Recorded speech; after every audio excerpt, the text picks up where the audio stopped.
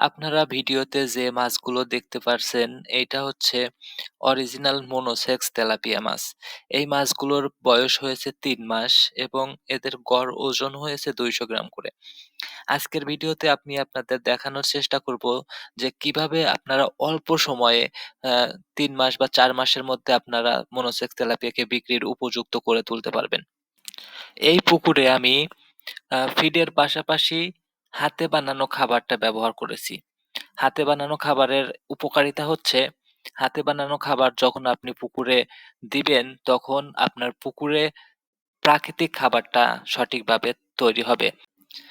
আমি প্রতি সপ্তাহে অন্তত ১ বার হলেও এই হাতে বানানো খাবারটা ব্যবহার করে থাকি। হাতে বানানো খাবার ব্যবহার করার ফলে আমার পুকুর আপনারা দেখতেই পারছেন, পুকুরের রং কিন্তু একদম সবুজ।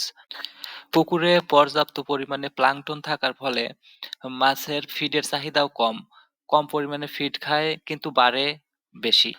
কিভাবে আমি হাতে বানানো খাবার তৈরি করি সে সম্পর্কে আপনাদের সাথে শেয়ার করি।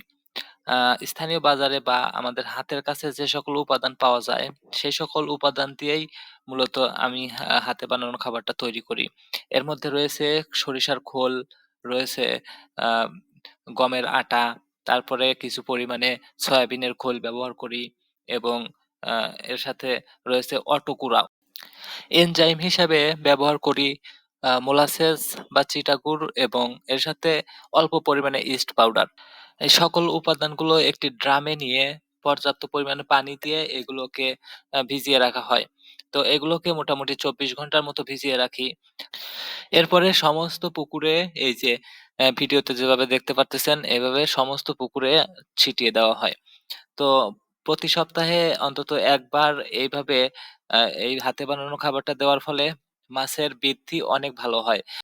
আপনারা যারা চাষী ভাই রয়েছেন, যারা মাছ চাষ করতেছেন, তারা এই পদ্ধতিতে মাছকে হাতে বানানো খাবার খাওয়ালে আপনাদের মাছের বৃদ্ধি ভালো হবে।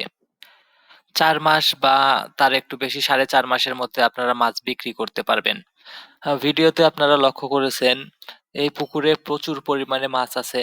আমি প্রতি শতাংশে ২৫০ পিস তেলাপিয়া দিয়েছি এবং সেই সাথে প্রতি শতাংশে ৬ টা থেকে ৭ টা সাদা মাছ দিয়েছি। তো তারপরেও মাছের গ্রোথ অনেক ভালো।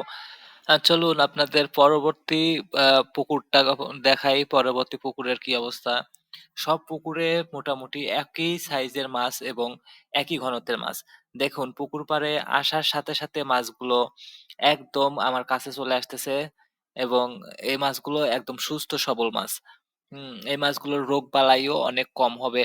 কারণ এদের রোগ প্রতিরোধ ক্ষমতাও অনেক বেশি। একটা সুস্থ মাছ এবং এই মাছগুলো ওজনে অনেক বেশি হবে। এই ভিডিওর কোনো অংশ যদি আপনি বুঝতে না পারেন তাহলে অবশ্যই কমেন্টে জানাবেন। আপনার যদি কোনো সহযোগিতা লাগে সেটাও অবশ্যই কমেন্টে জানাবেন।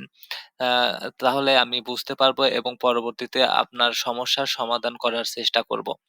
তো গাইস, যা আমার ভিডিওটা দেখলেন, যদি ভিডিওটা ভালো লাগে অবশ্যই লাইক করবেন এবং আ এবং সাবস্ক্রাইব করবেন পরবর্তী ভিডিও পাওয়ার জন্য।